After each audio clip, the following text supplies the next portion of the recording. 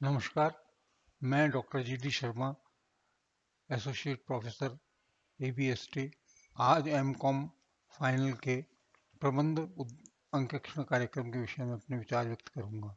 प्रबंध अंकेक्षण कार्यक्रम मैनेजमेंट ऑडिट प्रोग्राम आधुनिक व्यवसाय को कई चुनौतियों का सामना करना पड़ता है और कोई भी चुनौती प्रबंध अंकेक्षण की आवश्यकता को जन्म दे सकती है।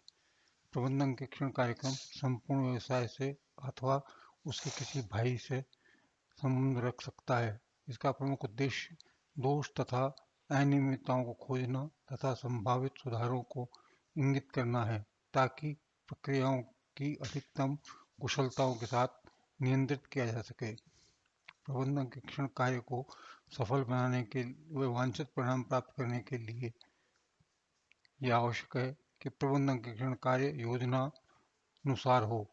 प्रबंध अंकेक्षण कार्य निर्धारित योजना अनुसार पूरा हो जाए, इसके लिए अंकेक्षण कार्यक्रम की रचना आवश्यक है। अगर प्रबंध अंकेक्षण बिना किसी पूर्व निर्धारित योजना व कार्यक्रम से किया जाएगा तो प्रबंध अंकेक्षण कार्य में एक रूपता नहीं रह पाएगी तथा प्रबंध अंकेक्षण की उद्देश्यों की प्राप्ति नहीं हो पाएगी। प्रबंध अंकेक्षण कार्य सामान्यतः विस्तृत एवं जटिल होता है।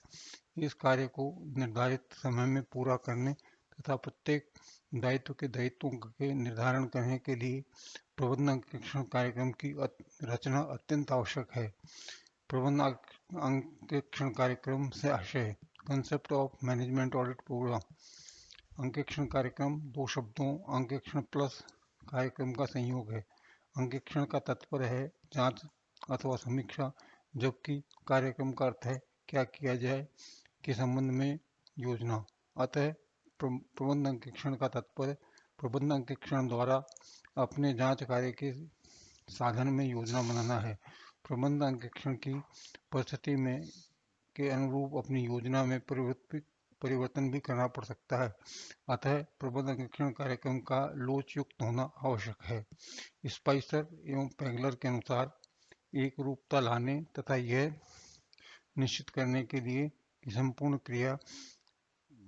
किया जाने वाला कार्य हो गया है, एक कार्यक्रम को बनाना होता है जिसे अंकेक्षण कार्यक्रम कहते हैं। स्पष्ट है कि अंकेक्षण कार्यक्रम संस्था के लेखों का सुचारू रूप से अंकेक्षण करने तथा इसे निर्धारित अवधि में समाप्त करने व कार्य में एक रूपता लाने हेतु अंकेक्षक द्वारा किए जाने वाले संपूर्ण कार्य के विवरण की अंकेक्षक द्वारा बनाई गई योजना है। वित्तीय अंकेक्षक की तरह प्रबंध अंकेक्षक भी अंकेक्षण कार्यक्रम के लिए योजना तैयार करता है और उसी योजना के अनुरूप अंकेक्षण कार्य को आगे बढ़ाता है। इसी योजना को प्रबंध अंकेक्षण कार्यक्रम कहते हैं। एक अच्छे अंकेक्षण कार्यक्रम की विशेषताएं।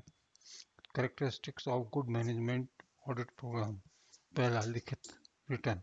प्रबंध अंकेक्षक जो अंकेक्षण कार्यक्रम बनाता है वह लिखित में होना चाहिए। कब, किस व्यक्ति द्वारा, किसके अधीन, किस क्षेत्र का प्रबंध अंकेक्षण किया जाएगा, ये समस्त तथ्य लिखित एवं निर्धारित होने चाहिए ताकि प्रबंध अंकेक्षण कार्यक्रम में एक रूपता बनी रहे। दूसरा, लोचपूर्ण फ्लेक्सिबल। प्रबंध अंकेक्षण कार्यक्रम लोचशील होना चाहिए। कई बार ऐसी परिस्थितियां आ जाती हैं जबकि अंकेक्षण कार्य योजना के अनुरूप न होकर योजना के से हटकर करना पड़ सकता है। अतः प्रबंध अंकेक्षण कार्यक्रम ऐसा होना चाहिए कि उसमें परिस्थिति अनुसार परिवर्तन किए जा सके। तीसरा, स्पष्ट क्लियर। प्रबंध अंकेक्षण कार्यक्रम यह स्पष्ट होना चाहिए। अंकेक्षण कार्य से संबंधित प्रत्येक कर्मचारी को स्पष्ट रूप से पता होना चाहिए कि उसे कब कौन सा कार्य करना है। इसके लिए अंकेक्षण कार्य तैयार कर प्रत्येक कर्मचारी को एक एक प्रति दे देनी चाहिए। चौथा, कार्य का बंटवारा, डिवीजन ऑफ वर्क। प्रबंध अंकेक्षक को अपने कर्मचारियों में कार्य का बंटवारा सोच समझ कर करना चाहिए। प्रबंध अंकेक्षण जिस क्षेत्र को अंकेक्षण करना चाहता है उसी क्षेत्र को ध्यान में रखते हुए कार्य का बंटवारा किया जाना चाहिए। पांचवा, दायित्व का निर्धारण, फिक्सिंग द रिस्पॉन्सिबिलिटी। प्रबंध अंकेक्षण को चाहिए कि अपने कर्मचारियों के मध्य कार्य का बंटवारा करते समय कर्मचारियों के दायित्व का भी निर्धारण स्पष्ट रूप से कर दे ताकि उन्हें किसी कार्य विशेष के प्रति जिम्मेदार ठहराया जा सके।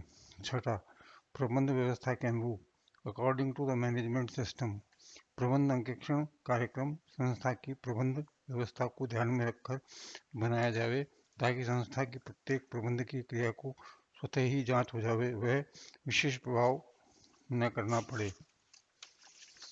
सातवां, समीक्षा रिव्यू, प्रबंध अंकेक्षक को समय समय पर आलोचनात्मक समीक्षा करनी चाहिए, वह इसकी कमियों को दूर करने का प्रयास करना चाहिए।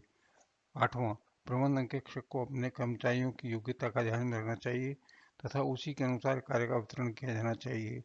प्रबंध अंकेक्षण की आवश्यकता, नीड ऑफ मैनेजमेंट ऑडिट, प्रबंध अंकेक्षण की आवश्यकता समस्या से प्रारंभ होती है। व्यवसाय के सम्मुख आने वाली समस्याओं को दो स्वरूप में हो सकते हैं। पहला, आंतरिक समस्याएं, दूसरा बाह्य समस्याएं। आंतरिक समस्याएं, इंटरनल प्रॉब्लम्स, अधिकारियों संबंधी समस्याएं, दूसरा अधिकार क्षेत्र संबंधी झगड़े, तीसरा निष्पत्ति संबंधी समस्या, चौथा नीति एवं निर्णय लेने के संबंधी समस्या, पांचवा संचालन संबंधी समस्याएं, छठा अत्यधिक कागजी कार्यवाही, सातवां रहती संबंधी समस्याएं। बाह्य समस्याएं, पहला प्रतिद्वंदियों के साथ समस्या, दूसरा वित्तीय समस्याएं, तीसरा विक्रय समस्याएं, चौथा ग्राहक संबंधी समस्याएं, पांचवा विक्रेताओं के साथ समस्याएं, छठा अंशधारियों से संबंध। अन्य समस्याएं, प्रमुख प्रकाशकों का अवकाश ग्रहण करना, दूसरा स्वामी से व्यावसायिक प्रबंध में परिवर्तन, तीसरा उद्देश्यों में परिवर्तन, चौथा कार्यों में वृद्धि व परिवर्तन, पांचवा नवीन कार्यों का मूल्यांकन, छठा विस्तार विविधता व विलयन, सातवां अंतर्राष्ट्रीय। धन्यवाद।